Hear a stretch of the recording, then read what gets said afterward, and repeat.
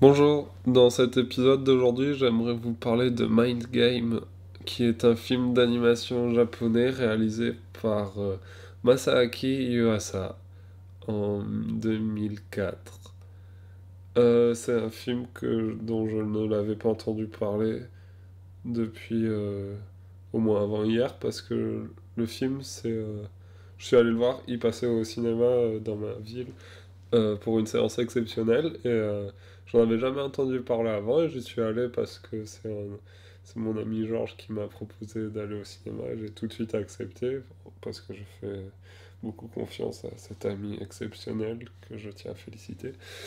Et j'étais très agréablement surpris par ce bon film qui est bon pour plusieurs raisons cependant. Bon, voici plusieurs. Que c'est un film qui utilise beaucoup les dessins d'une très bonne façon. C'est-à-dire qu'il y a des, des, euh, des couleurs très différentes et des perspectives très inhabituelles dans le domaine des films. C'est un objet cinématographique aussi très important dans la mesure où il développe des thèmes très chers à l'histoire de l'humanité. On peut y découvrir euh, la mort, euh, la seconde chance, le travestissement et plein d'autres objets.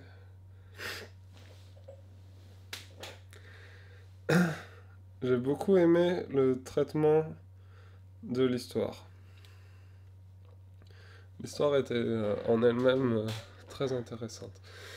Et je l'ai trouvée parfois, bon, très secondaire. L'histoire m'a pas beaucoup intéressé, mais j'ai beaucoup aimé le film pour la façon dont le fond était traité plus en détail. Par exemple, il y avait beaucoup de scènes qui se racontaient euh, pas, pas de manière synchronisée. Ça veut dire que chaque histoire était séparée euh, comme ça.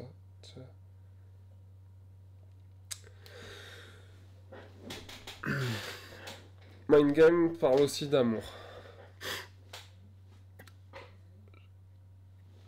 Pourquoi j'ai failli pleurer mais je suis encore plus heureux de ne pas avoir pleuré car ne pas pleurer alors que l'on a envie de pleurer dans un film est peut-être une sensation encore plus rare à retrouver.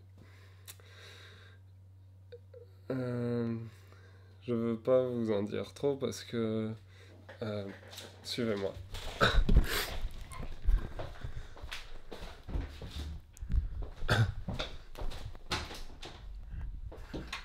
Voilà, un endroit que vous connaissez tous, mes toilettes. Sauf que voilà.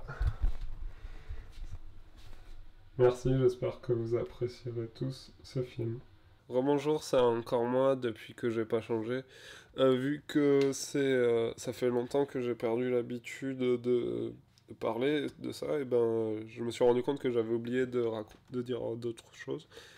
Genre, ce sera pas dans mon habitude de continuer à faire deux prises pour parler d'un seul film. Ne vous inquiétez pas. Je voulais rajouter que, contrairement à ce que beaucoup de gens avaient pu penser à propos du commentaire de Nicolas Alfayat qui parlait de ses amis.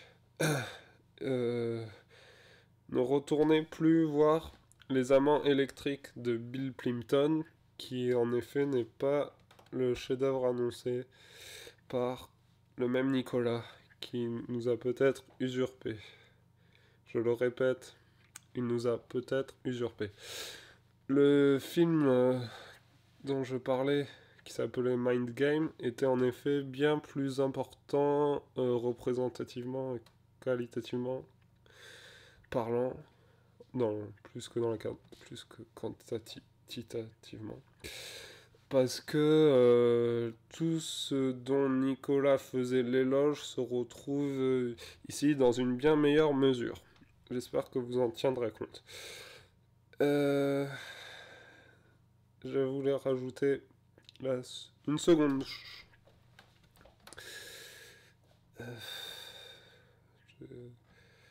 Ouais, coup de cœur dans le cercle. Gros coup de cœur dans le cercle.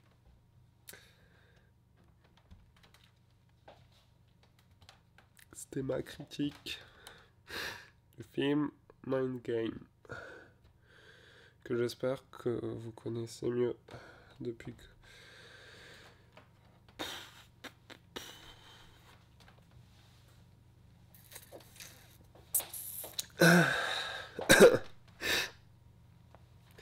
Bientôt plus de films à découvrir.